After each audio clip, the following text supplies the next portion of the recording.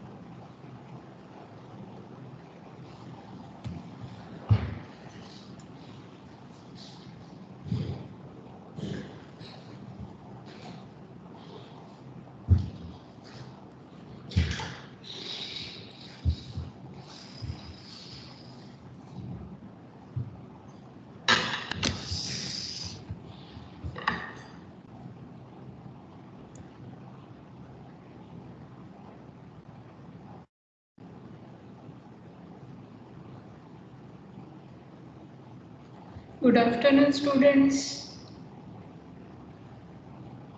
Good afternoon, ma'am. Hello. So all of you are joined? Right. So today's practical demonstration. This is practical demonstration. All of you know the timetable?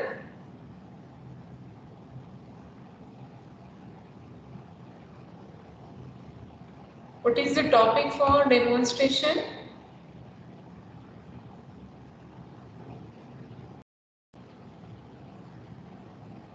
Anyone? While answering, you can unmute and again you can mute it. Yes, anyone? What is today's topic for the demonstration for the practical?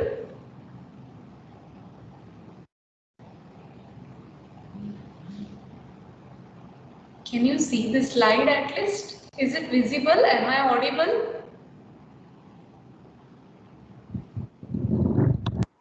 Yes, ma'am. Right. So what is today's topic? It's electrophoresis. Have you heard about this?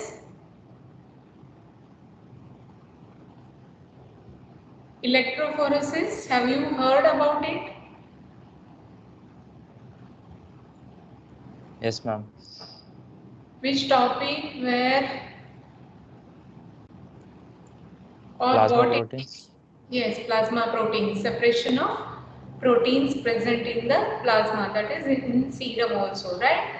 So proteins are separated with the help of electrophoresis, correct? So this is a technique, right? It is a technique by which we separate few components. Which type of components can be separated? On what principle this technique is based? So what are the functions means for which different components it can be separated, as well as whether we can study anything else regarding its molecular size, molecular weight, about those components that comes under function, and then applications such as different components, which components can be separated and where it is useful, how it is useful, right? So this all we are going to study under this technique, that is electrophoresis. Mainly we are going to focus on protein electrophoresis. With this electrophoresis, other components such as DNA, RNA, immunoglobulins, then lipoproteins, different isoenzymes, these all can be separated, but this demonstration will mainly focus regarding the protein electrophoresis. But the basic principle, different types of electrophoresis, that will remain same, only the bands which we get, that will be different for different components. Okay, agree all of you? Yes, ma'am. Right. So what is this electrophoresis and for what purpose it is used, we'll see, right? So it is the technique for separation of closely related compounds. It is a group of compounds or very closely related compounds. Those can be separated, and that technique is called as a electrophoresis technique, right? And its use means for separation of these components. Which are those components?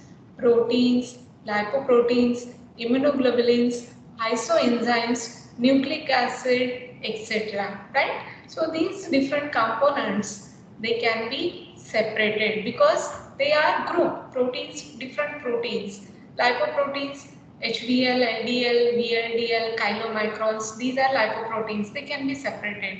Immunoglobulins, IgG, IgA, IgD, IgM, IgE, that can be separated. Nucleic acids, DNA, RNA, those can be separated. Isoenzymes, for example, LDH, LDH 1, 2, 3, 4, 5, CKMB, CKMM, CKBB, CKMB, these isoenzymes. So such compounds are separated because they are very closely related to each other, and this is the electrophoresis. What is the basic principle behind this is movement of charged particles in electrical field, right? So these particles carry charge. Proteins, all of you know that they are made up of amino acids and they have charge, right? Either positive charge or negative charge, and sometimes it is neutral. So when this protein is prepared in alkaline solution, which charge it will have? In acidic solution, which charge it will have? Depending upon that, they can be separated. Similarly, lipoproteins, again they are protein only. Immunoglobulins, they are protein only. Nucleic acids such as DNA, RNA, those are nucleoproteins. Isoenzymes, enzymes are proteinous in nature. So basically, as they are proteins, they carry the charge, either positive charge or negative charge, depending upon in which solution we have prepared it or in what compound it has been dissolved. According to that, it will carry the charge, and as it possesses the charge on it, its movement in the electrical field will be observed.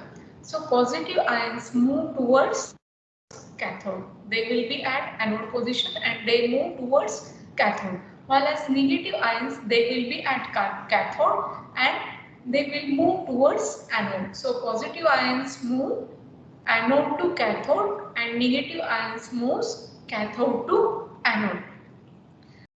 This results in their separation.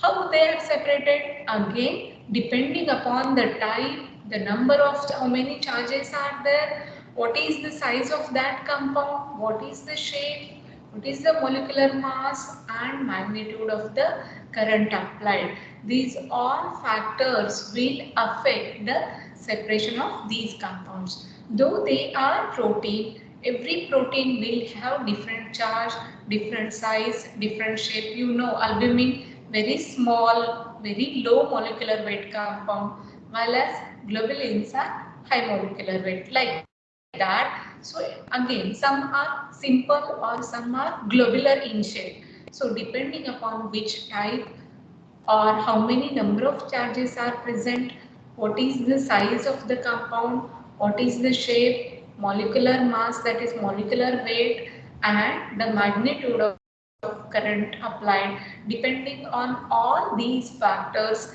its migration, that means its separation, takes place. So what is the principle? It is movement of charged particles kept in an electrical field. So positive ions move from anode to cathode and negative ions move from cathode to anode, and this results in the separation of these compounds. The separation depends upon type and number of charges, size, shape, molecular mass and magnitude of the current applied. So these are the factors on which this separation depends.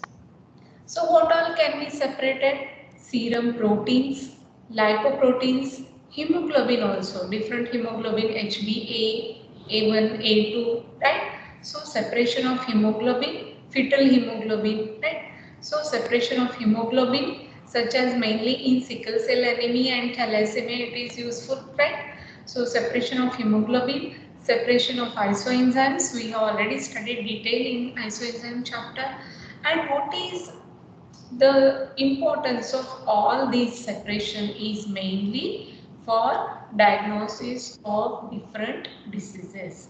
So what is the application is, with the help of separation of different components such as proteins, lipoproteins, hemoglobin, isoenzymes, nucleic acids, immunoglobulins, for what purpose it is used is for diagnosis of various disease. That is most important application of this technique. Got it?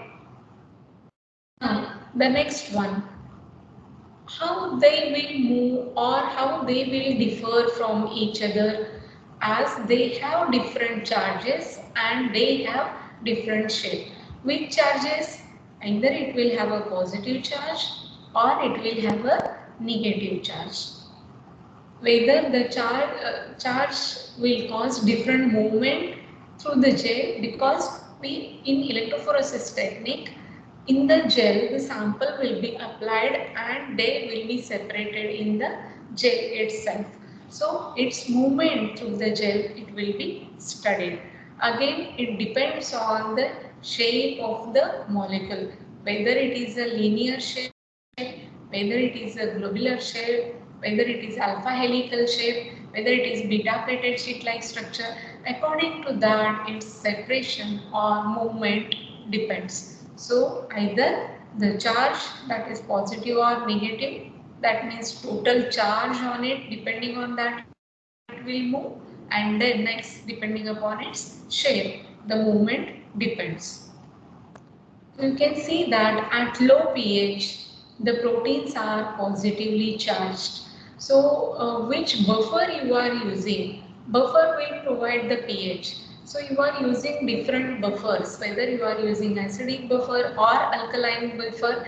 According to that, these components behaves, right? So, at low pH, that means you are using acidic buffer. The proteins will be positively charged, so they will move towards negative charge, right? They will move towards negative charge. While as At high pH, the protein will be negatively charged, so it will move towards low pH. So this is the basic principle of the movement of the molecules which we are going to separate. That means mainly they are proteins only.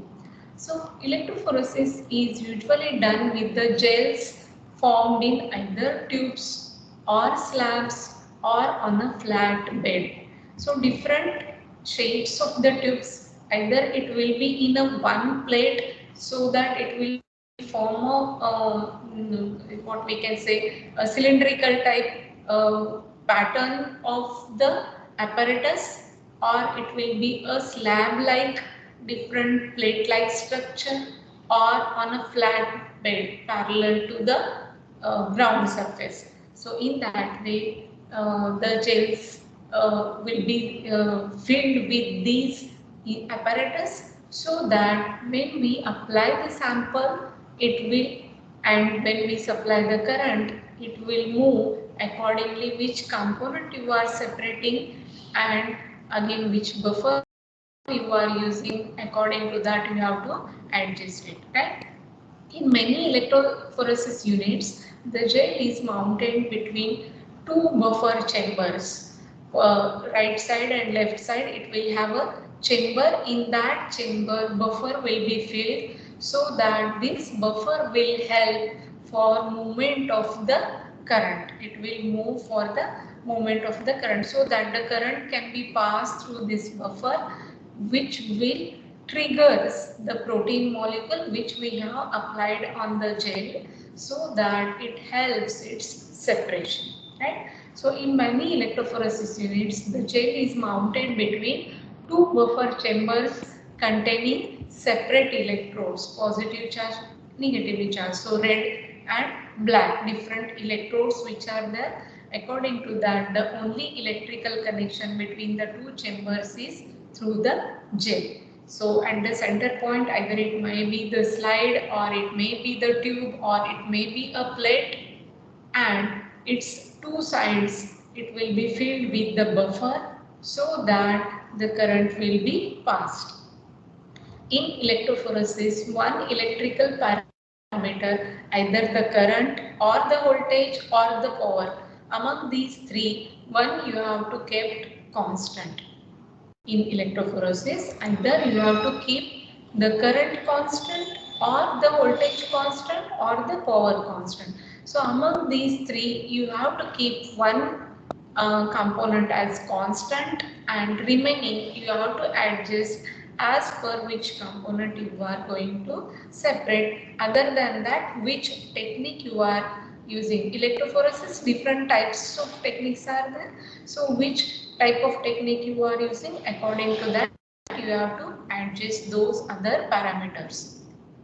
So here you can see that this is the slab gel unit. So here these will be the slabs, and it will help for here you have to spread the gel, and then with this comb like structure, can you see, you can make a groove on this gel, and so that you can apply the sample, and when you keep this slab in this apparatus, and it will be filled with the buffer, and it will be connected with the current supply power pack, so that there will be the separation of the components takes place. Then slab gel electrophoresis, it might be a horizontal type or it may be a vertical type. So next slide I'll show how the horizontal will be, and also in the end I'll show how the vertical will be, so that you will get an idea. So in earlier slide also almost it is a vertical one, and next one I'll show you the horizontal one. So it can be a horizontal or a vertical format. Again the movement is from anode to cathode and cathode to anode, vice versa. It takes place depending on which components and which buffer, right? The sample is introduced into the wells at the top of the gel. So this is tube gels. Here can you see the tubes which are fitted in a round disc like apparatus. These are the different tubes, vertical tubes you can see, right? So these tubes will be filled with the gels. These tubes will be filled with the gels, and above this at the top we can apply the sample, and when we keep it in the pour pack unit, it will be separated. It will come downwards. The components which are to be separated, they will be separated one by one depending upon the molecular size and shape, and we can get the separate band. So this is the tube gel unit. So we are seeing horizontal, vertical tube gel. This tube gel is mainly, this concept is mainly used in polyacrylamide gel electrophoresis technique, that is called as PAGE, so that the separation can be done very precisely. What is the difference? As I am telling PAGE, what is this PAGE? PAGE, that is polyacrylamide gel electrophoresis. What is PAGE? Polyacrylamide gel electrophoresis. PAGE, that is polyacrylamide gel electrophoresis. And only electrophoresis, that we in that technique agarose is used. You have studied agarose. Do you remember where it is?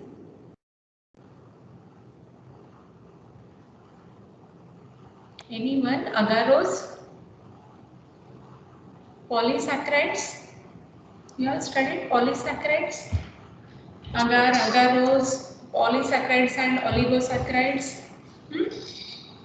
So these are the components, and they are dissolved either in NaOH, right, or HCl. So you have to provide alkaline medium or acidic medium depending upon that, and then it will be used for separation, right. So they differ greatly in their physical and chemical structure, both agarose and polyacrylamide. Polyacrylamide used in PAGE, right? So they differ in their physical and chemical structures. Both we are going to prepare porous gel only. Then only the components will be separated. But still they differ in their physical and chemical structure. Depending upon that, the cross-linking and binding takes place. Binding of the protein or cross-linking of the protein takes place, and the seed separation takes place, right? A porous gel acts as a sieve by retarding, or in some cases by completely obstructing, the movement of macromolecules while allowing smaller molecules to migrate freely. First, the smaller molecules should be separated freely. For that purpose, it acts as a sieve either by retarding it or by completely obstructing the bigger molecules, so that the smaller molecules can be migrated very easily. So preparing a gel with restrictive pore size, it is very much important. Depending on what, we can separate the proteins having different molecular size, right? The proteins having different molecular size, how they can be separated? Because we are going to prepare a gel with a restrictive pore size that will help its separation. That is the basic principle or the technique on what the separation takes place. Because the pores of an agarose gel are large. So what is the difference agarose and the polyacrylamide gel electrophoresis is, agarose gel, when we prepare the gel, its size is little bit larger. So very fine particle separation cannot take place. It will separate the bigger molecules such as nucleic acid, large proteins and protein complexes. While as polyacrylamide, as it has a small pores on the gel, in the gel which we prepare from polyacrylamide, it will have a small pore, so that the proteins having very small size can be also separated. So many proteins can be separated with the help of this polyacrylamide. Along with that, small oligonucleotides can be also separated with this polyacrylamide technique. So electrophoresis and Page. Electrophoresis, only the agar-o gel electrophoresis, or the paper electrophoresis, it might be horizontal or vertical. Agar-o gel or paper. Which paper? Cellulose acetate paper. Agar-o gel as well as cellulose acetate paper electrophoresis. So depending upon the apparatus, either it may be horizontal, vertical or tube-like or slab-like, right? So it only the shape of the apparatus differs. According to that, the gel pattern differs, but the component will be same. So, with the help of this agar-o gel, the bigger molecules can be separated, while as the polyacrylamide, it helps in, as it will have a small pores, it will help to separate even very smaller particles also, as well as the small oligonucleotides, and thus it helps in its separation. So polyacrylamide gels are tougher than agarose gels. If we remove the agar-o gels separated from the slide, and when we compare it with the polyacrylamide gel, when we handle it, we can feel that the polyacrylamide gel is little bit tougher, and so that we can preserve it for longer time also. Both are electrically neutral. Both agar-o gel as well as polyacrylamide gel, both are electrically neutral. Then and then only the separation is possible. Right? Movement through the page gel is proportional to the mass, not on to the charge. That is the one more difference. That is, other than pore size, what is the difference is movement through the gel is proportional to the mass in page technique, while as in agar-o's technique, the movement is proportional to the charge on the particles. While as in page, it is mainly depending upon the molecular mass or molecular weight. Right? That is one more difference. Why we are studying separately the electrophoresis and page is, what is the difference is, which components can be separated, bigger and smaller. Why? Because of the gel size, the pores of the gel. Then third one is, one depends upon the molecular mass and another one depends upon the charge, proportional to the charge. So it will indicate its molecular mass as well as molecular weight also. So we can identify the molecular mass also. So the common one which we use routinely in different laboratories is the horizontal type, right? So the electrophoresis, it will have two types, horizontal and vertical agar using different gels. So agarose forms a gel or molecular sieve that supports the movement of small materials in a solution used for DNA. While as vertical polyacrylamide gels made up of polyacrylamide used for protein molecular size as well as shape as well as charge, and once it is separated with this, that can be further used for in the Western blot technique. Agar-o gels, they are made up of linear polysaccharide which will have a molecular weight of 12,000. Basic repeating unit is agar-o bios. The gels are prepared at 1% or 3% solution, and this provides a tunnel or a passage for molecules to move through this gel so that we get the separation. DNA can be much larger than the most of the proteins. So that can be separated by agar gel, while as the smaller one can be separated with the help of the page. So proteins is prepared with little disturbance to the cellular material in this type of technique, and thus it is very much important, and even small molecules can be separated. So movement of samples through the gel can be inconsistent, and the reagent which is used is sodium rhodosyl sulfate, which act as a detergent so that it helps in its separation. So the protein coated with a negative charge is proportion to its molecular weight. It is proportion to its molecular weight, and it denatures and unfolds the protein molecule so that it can be easily separated. So what is the use of this is it separates proteins from each other. Proteins are separated depending upon its size. It is based on its isoelectric point. According to that, it can be separated. Along with the separation, it can also determine the molecular size. Other than separation, it can also determine the molecular size of the protein, as well as it quantifies the amount, how much amount of it is present.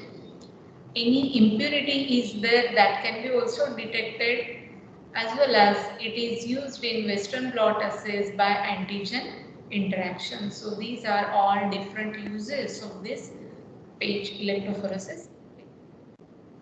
So the horizontal type of electrophoretic tank is divided into an inner buffer compartment and an outer electrode compartment. So the platinum electrodes run the full length of the compartment so that the current will be passed through, so that it will trigger the component or the sample applied which is present in the gel, so that it gets separated. There is a bridge on which a slide can be placed and wicks can be kept to connect the buffer. How this I'll show in the next slide, right? By that time, just you imagine at the center a bridge is there. On that we'll keep a slide. To both the side we pour the buffer and we keep the paper wicks dipped in buffer as well as one side on the slide, so that the current will be passed from the buffer to the slide, and then in the slide the component will be separated on the slide. So in the tank, the buffer level should be same in all the compartments. So here you can see the two compartments which is filled with the buffer. In the center, you can see a slide. On that, we can apply a gel, or even we can keep a paper also, that is cellulose acetate paper, either way. So either agar gel or cellulose acetate paper, and then it is connected with the power pack with the help of these electrodes, so that the current will be passed, will adjust the current, will keep the voltage constant, and then the current will be passed from the buffer. We have kept, these are the paper wicks, this is one side and this is another side. These are the two paper wicks, so that what it will help to pass the current, right, from the electrode or pack to electrode to the buffer through the paper wicks through the to the slide, and where we have applied the sample, right, so that the current will be passed, and according to the time of separation of these components, it will move towards, right. So either positive to negative, that is cathode to anode or anode to cathode, vice versa, its movement takes place.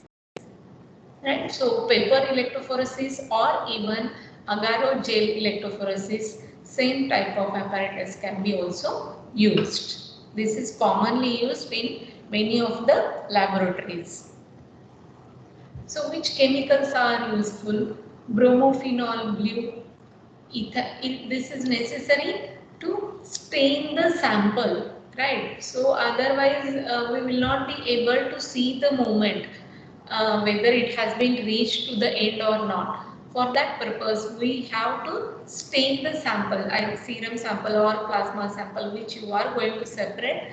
In that, you have to add bromophenol blue, so that you will find the blue color, and you can see the blue bands, means its movement. So how many proteins are separated? For example, if you think plasma protein, then albumin, alpha 1, alpha 2, beta and gamma globulin. So such 5 bands, whether they are separated properly or not, with the help of color you can identify. So to stain the sample, bromophenol blue is commonly used. Then ethanol is also necessary. Correct the spelling please, ETH. Ethanol Then 0.05 molar barbitone buffer. Why this is to provide the alkaline pH. To provide the alkaline pH so that it will move from anode to cathode or cathode to anode. In alkaline pH, proteins will have positive charge or negative charge. It will have positive charge, so it will move towards negative charge, right?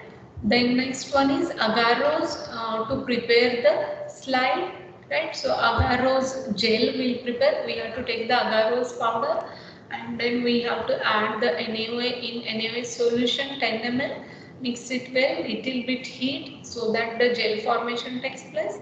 And once the band is separated, we have to keep it overnight for drying. The slides or the paper gets dried. After drying, we have to keep it in the stain. Again, that stain is Pomasi Brilliant Blue dye. So that what will happen, we can get color, proper color to that band and we can easily identify. So we are using dye 2 times. First, before applying the sample, that is dilution of the sample, and once separation is over, again we are keeping it in a dye so that it acts as a stain and we can identify easily the separation of different components.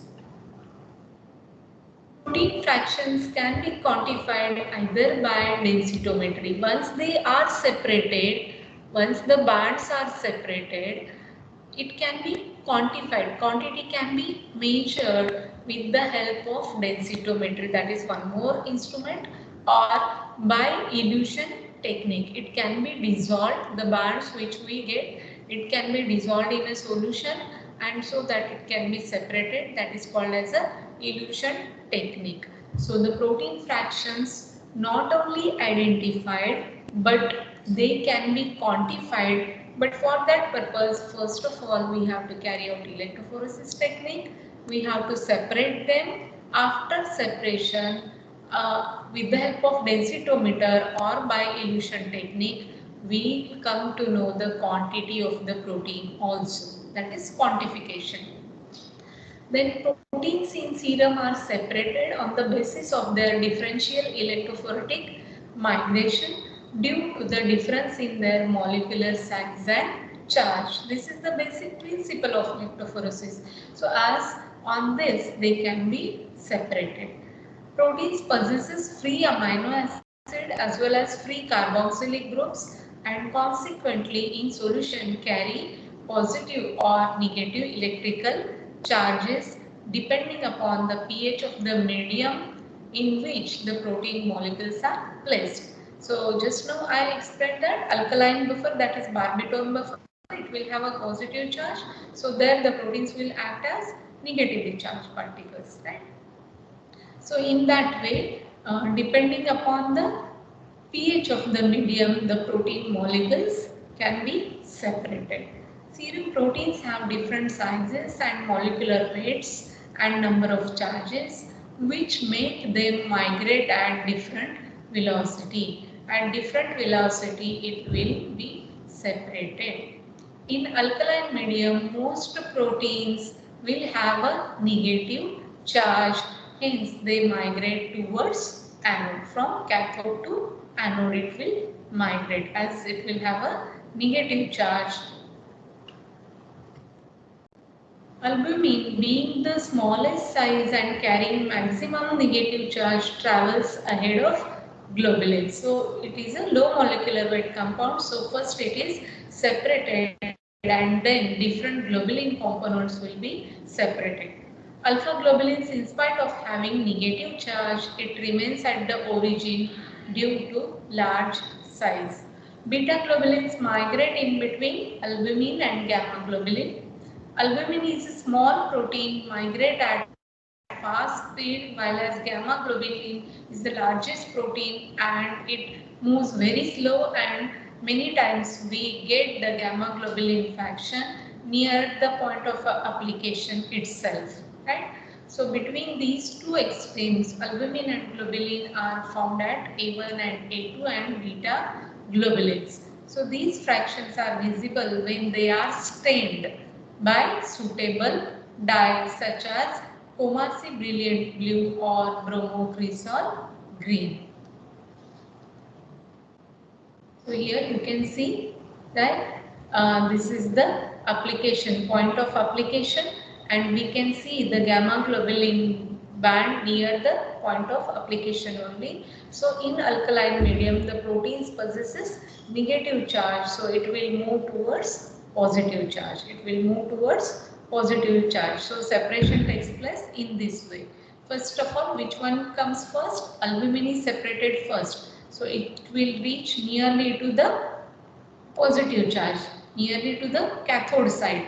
While as the gamma globulins, it will be at anode, that is at negative charge. So albumin is separated first and then the remaining globulin components. In that globulin components only, we can find alpha-1 antitrypsin, thyroxine binding globulin, transcortin, haptoglobulin, ceruloplasmin, alpha-2 macroglobulin, transferrin, beta-lipoprotein. These can be separated as globulins. While as the albumin will come first, as it is present in large amount, so we can get a thick band, as well as it is a low molecular weight, so it gets separated first, right? And the gamma globulins which remains near the point of the application itself. So this is the normal pattern of serum protein electrophoresis. Okay. So the same I have shown with the color. Here you can see how the bands, as we are using Commercy Brilliant Blue stain, and so in different diseases, as I told, application of it is to diagnose different diseases. So in acute phase reaction, in chronic inflammation, in liver cirrhosis, in nephrotic syndrome, in alpha-1 antitrypsin deficiency, in paraproteinemia, in hypogammaglobulinemia. These are the various clinical conditions where we can get different bands. Other than this, even multiple myeloma also will get different bands, and that is M band can be obtained, which will identify the specific, that is multiple myeloma. So here also you can see this one, nephrotic syndrome, albumin will be decreased, even hypogammaglobulinemia, albumin is decreased. So you can clearly separate that here the concentration of the albumin is low. While as in liver cirrhosis and chronic inflammation, gamma globulin will be more. So here you can identify the gamma globulin fraction more. So in that way, it will help in easy identification. Instead, we can say for diagnosis of different diseases. Which type of these abnormal pattern we can find is in acute infection, alpha-1, alpha-2 fractions of globulins are increased.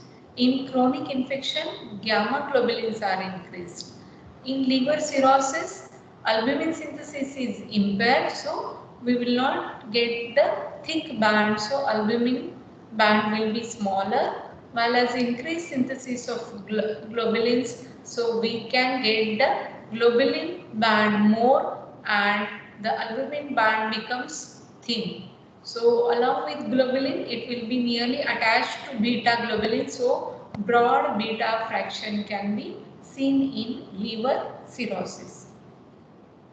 Multiple myeloma, a sharp spike like M band, a one more band other than alpha-1, alpha-2, beta, gamma globulins as well as albumin. Other than these band, one more band will appear, and which is called as a M band. So this M band will of the same type as that of gamma globulins, and its concentration will be more in malignancy such as multiple myeloma. So what is the cause is due to malignant transformation of immunoglobulin secreting cells. That is the cause of this. So if plasma is used instead of serum, one more band also appears which is of fibrinogen. So we should not confuse whether it is a band of fibrinogen or it is M band, and for that purpose we have to clarify whether the separation is of plasma electrophoresis or serum electrophoresis. So if we want to see the M band, we should separate the serum electrophoresis and not the plasma, because if we use plasma we will get fibrinogen band and we may confuse, right? Nephrotic syndrome, all plasma proteins except alpha 2 globulins are lost in the urine, and hence a prominent alpha 2 fraction and decreased albumin, that is a thin band of albumin is observed. So prominent alpha 2 and beta hypoalbuminemia condition we call it, right? Then alpha 1 antitrypsin deficiency mainly seen in emphysema. You have studied emphysema? Yes. Alveolar of the lung cells gets enlarged, right? That is emphysema. So alpha 1 antitrypsin deficiency, the alpha 1 band is decreased or sometimes completely disappear. So in emphysema we can identify this pattern, right? So this is all about the protein electrophoresis, how we can get different bands, according to that how it is useful for diagnosis of different diseases. As I told, other than separation, the electrophoresis technique helps to determine the molecular weight also. It helps to determine the molecular weight also. For that purpose, mainly the polyacrylamide gel electrophoresis is used instead of agarose gel electrophoresis. So, how it can be carried out? Run a standard molecular weight markers on gel. We have to get different standards having the molecular weight. So, it should be a different one. Of same molecular weight we will take, then we will not find separation easily. So the molecular weight should be different so that it acts as a standard one, right? So different molecular weight component we have to take and we have to run it as standard. It will be a known one. It will be a known one. So the chemicals we can get artificially different proteins having the molecular weight and its molecular weight will be known. Then the compound which we don't know, that we can separate, and where it stands, according to that we'll come to know its molecular weight. So first we have to run a standard molecular weight different compounds, along with that the unknown protein on the same gel, and then we have to create a graph of the molecular weight versus distance of the molecule. That is graph, we have to plot a graph. On one end we have to put the molecular weight, on another axis, on one axis molecular weight and other axis distance of the molecule. So x axis distance of the molecule and y axis molecular weight, so that we can find the unknown protein is of what molecular weight. So using the distance, the unknown has moved to determine the molecular weight from the graph. So in this way, we will come to know the molecular weight also, not only the separation.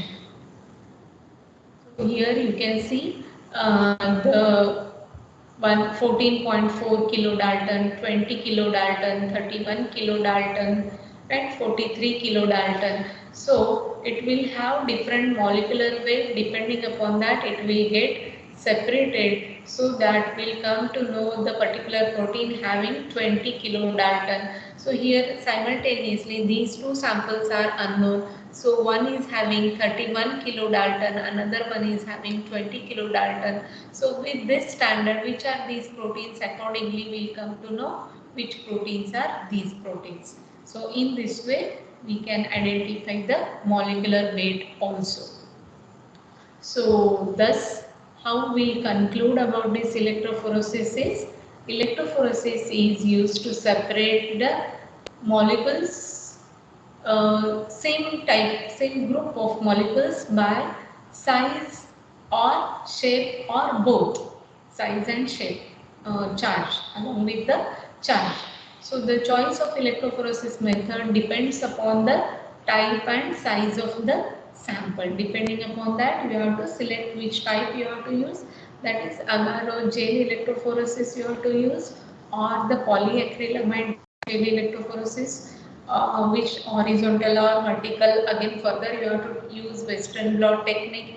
Then it should be the horizontal one. So like that, you have to select which method you have to use, but the basic principle remains same. Polyacrylamide gel has a tight matrix, so we'll get the rough feeling of that gel. Ideal for protein separation, smaller pore size than that of the agarose. So proteins with much smaller molecular weight than DNA that can be separated. So thus if you compare the nucleotides DNA RNA, it will have around 600 Daltons, while as the proteins it will have around 100 Daltons. So that the proteins with smaller molecular weight, they can be separated properly with this polyacrylamide gel electrophoresis technique. So this is vertical. Earlier I have shown you horizontal one. This is a vertical one. Here you can see the grooves. So here you can apply the sample this way with the help of the pipette. You can apply the sample and it is dipped in the buffer. So it will move from cathode to anode. It will move from cathode to anode, and you can find the separation. So either it may be horizontal or vertical depending upon which buffer and which components you are using. According to that, cathode to anode or anode to cathode, and you have to select the electrode adjustment to the power pack in that way, and you will find the separation. Clear? So our question is, as I am telling, the proteins can be separated with polyacrylamide. So whether it is possible by agar or gel? Yes, obviously. So slight difference you can observe in the separation. Here discrete bands we may not find many times with agarose having very small size. That's why we have to go for polyacrylamide. It can separate of very small size also, or small molecular weight such as 10, 15, 20 also. While as bigger molecular weight you can find separation in both, it will be very easy one as compared to that. So this, though it is one technique, so depending upon what you want to separate, according to that you have to select either agar gel electrophoresis or polyacrylamide gel electrophoresis, that is page. Again, depending upon that, either horizontal or vertical or U-tube, tube like that you have to decide, and then you can carry out the separation. Is it clear to you all, students? Hope I made all the points clear to you. Any doubts you can ask?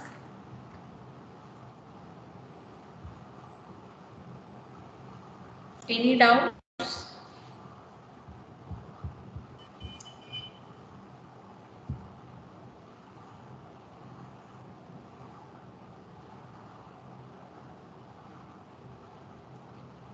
No doubts? No, ma'am. No, ma'am.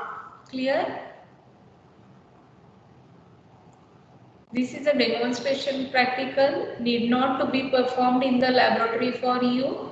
So this is theoretical part. So this question can be asked in theory examination also. Electrophoresis technique, right? Chromatography technique, ELISA technique, and the instruments such as spectrophotometer, colorimeter. What is the principle? What are the functions or uses of it, or the application of that, or what are the different types of these techniques? So for all these you have to prepare like this, and that can be asked in theory also. In theory, so you have to prepare accordingly, and then further when you go for the investigation part or clinical side, you can understand when you get the report of these, So you can easily interpret the result and you can diagnose the disease. For that purpose you are studying this technique. Is it clear? Any questions you can ask anytime.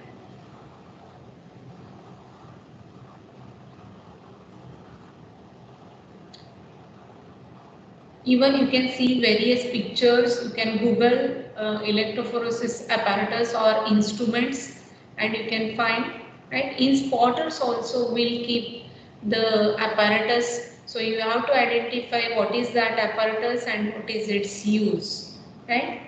So either it is a chromatography chamber or electrophoresis chamber. Many times students confuse with these two, right? So chromatography, separation of amino acids, while as electrophoresis, separation of proteins, right? So like that, different instruments which are used and for what purpose it has been used, that you have to write. So in spotters during practical examination, and the technique as such, its principle, use, application and different types that can be used in theory part. No need to explain the procedure, just to know how it works I have explained. So no need of procedure, but you should know how it is carried out. That's why I explained the procedure. But you should know what are the different types and for what it is used, right? Okay, we'll stop here, or any doubts?